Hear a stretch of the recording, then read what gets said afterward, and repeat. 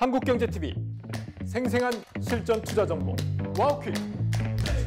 월 5,000원 커피값으로 투자 정보가 내 손 안에 배달됩니다. 와우킥 N에서 만나요. 네, 지금 이 시각 어떤 모멘텀들이 시장을 움직이고 있을까요? 이 시각 증시 키워드 살펴보시죠.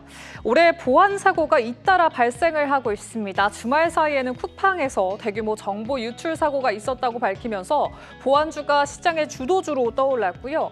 그리고 백화점 테마도 견조한 모습입니다. 블랙 프라이데이 모멘텀을 등에 업고 소비 테마주들의 매수세가 몰린 모습이고요.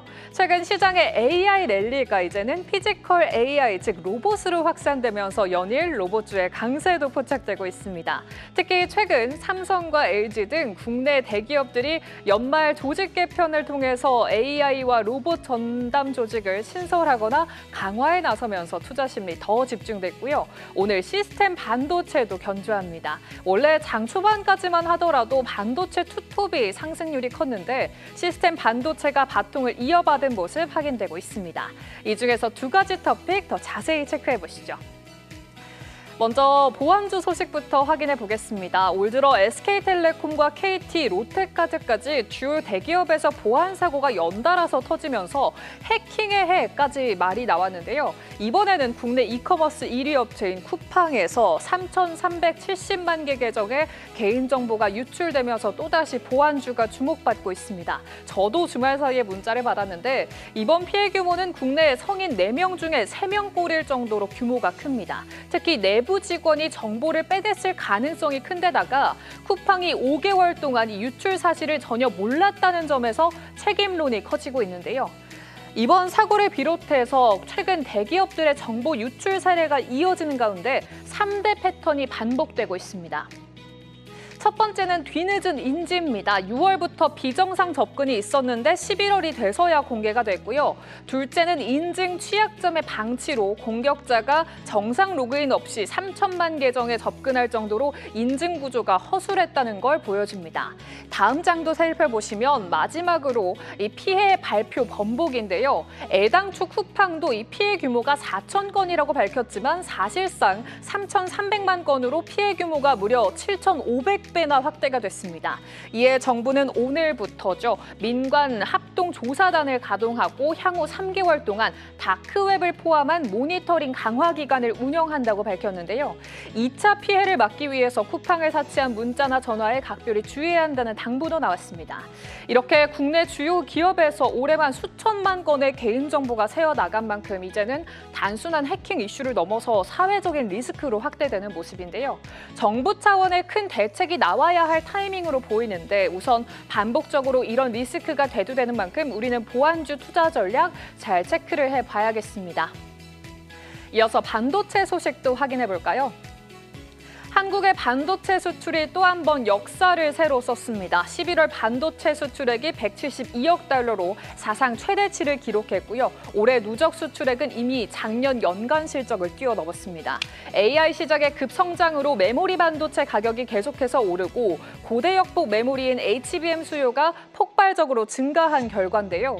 특히 D램과 HBM 시장은 한국 반도체 기업의 거의 동무대처럼 이렇게 부각이 되고 있습니다. 삼성전자와 SK하이닉스의 합산 점유율은 D램이 68%, HBM은 70% 후반대를 기록하면서 글로벌 시장을 선도하고 있는데요. 특히 올해는 삼성전자가 브로드컴을 통해서 구글 TPU HBM을 공급하면서 60% 이상을 차지하며 SK를 앞서서 이 구글향 공급 1위에 올랐다는 점이 눈에 띄고 있습니다. 삼성전자는 HBM3 이 제품에서 발열 문제를 해결하기 위해서 D램을 전면 재설계했고요. 하반기부터는 빠른 공급 확대가 가능해졌죠. 내년 초에는 차세대 HBM4의 품질 인증 결과가 나오면서 시장 선점 경쟁이 한층 더 치열해질 전망이 들려오고 있습니다. 반면에 하이닉스는 엔비디아향 HBM4 공급에 집중하면서 메인 고객사 전략을 명확하게 하고 있습니다. 이에 따라서 내년은 TPU와 GPU 수요 증가에 따른 HBM 공급 경쟁이 더 본격화될 것으로 보이는데요. 이 가운데 삼성전자는 AI 반도체의 병목 해소를 위해서 빛 기반의 전송 기술 실리콘 포토닉스 분야에서 TSMC와의 경쟁에 돌입했습니다. TSMC가 미국의 유럽의 유니콘 기업들과 협력해서 상용화에 최고의 속도를 내는 가운데 삼성은 싱가포르의 연구개발센터와 글로벌 네트워크를 활용해서 기술 격차를 좁히고 있는데요. 업계에서는 2027년 CPO 상용화 그리고 2030년 이후에 본격적인 경쟁이 예상된다고 전망하고 있습니다. 이처럼 AI 시대가 가속화되면서 반도체 안에서도 시장 선점에 나선 국내 기업들의 움직임이 포착되고 있는데요.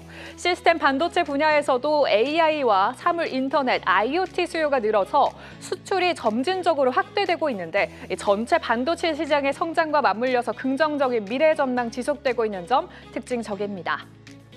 그렇다면 우리는 반도체 안에서도 특히나 주목해봐야 할 섹터나 종목들 어떤 것들이 있을지 투자 전략 함께 세워봐야겠는데요. 해당 이슈들에 대한 이 시각 관전 포인트도 확인해 보시죠.